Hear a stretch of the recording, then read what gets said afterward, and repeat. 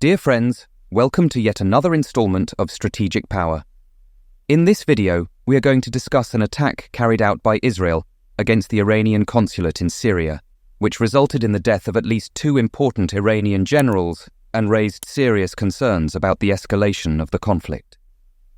We will analyze why this unprecedented attack occurred and what the possible consequences could be, including the risk of a broader war in the Middle East. The question that remains is, did Israel cross the line this time? Don't forget to subscribe to the channel to stay up to date on upcoming developments. On Monday, April 1st, a powerful Israeli attack destroyed a building in the Iranian Consular complex in Damascus, Syria.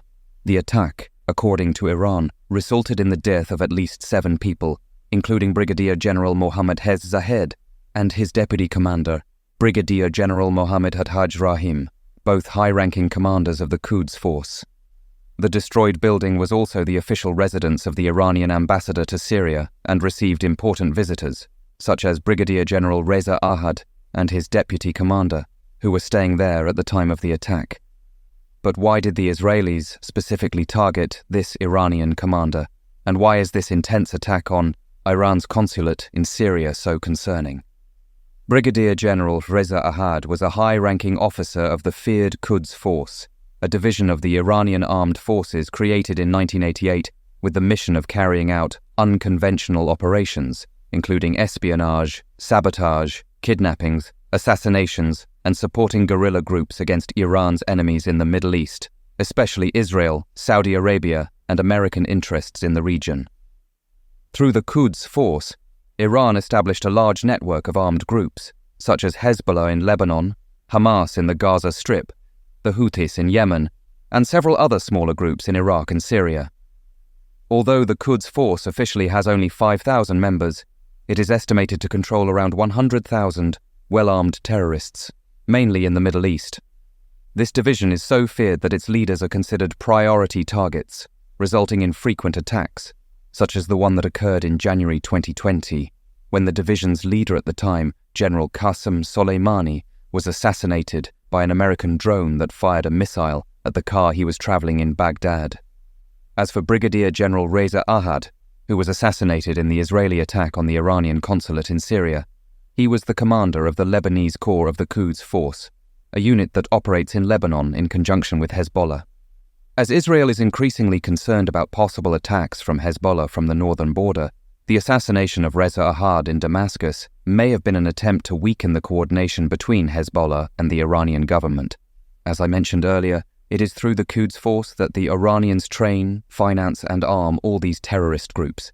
This highlights the significant importance that Reza Ahad had for Israel, to the point of not being spared even while at the Iranian consulate in Syria. This leads us to the second issue. Why did this attack set such a dangerous precedent? Attacks on embassies and consulates are considered direct violations of international law and are generally avoided during conflicts, rarely being intentional targets. Therefore, the Israeli attack on the Iranian consulate in Syria, clearly intentional, broke this norm, opening the possibility for Iran to retaliate by attacking Israeli embassies and consulates. For many analysts, the Israeli attack, directed at a high-priority and significant target like General Reza Ahad, will pressure Iran to respond in order to not appear weak. Now, it is crucial to know how Iran will choose to respond to this attack. It is important to remember that a direct attack by Iran against Israel, without using its allied terrorist groups, could give Israel justification to retaliate directly against Iran, which could trigger a broad and devastating war in the Middle East, much worse than the current conflicts in the Gaza Strip. This bold Israeli attack against the Iranian consulate in Syria, assassinating high-ranking commanders of the feared Quds Force, represents an unprecedented escalation in the conflict between the two nations. By violating the rules of international law by attacking a diplomatic mission, Israel made clear its determination to weaken Iranian forces and its allied terrorist groups at any cost. However, this direct provocation could have devastating consequences, forcing Iran to retaliate equally aggressively, which would inevitably trigger an open war between the 2 nuclear powers in the region. The question that remains is, will Israel be willing to risk a total confrontation with Iran to neutralize the threat represented by the Quds Force.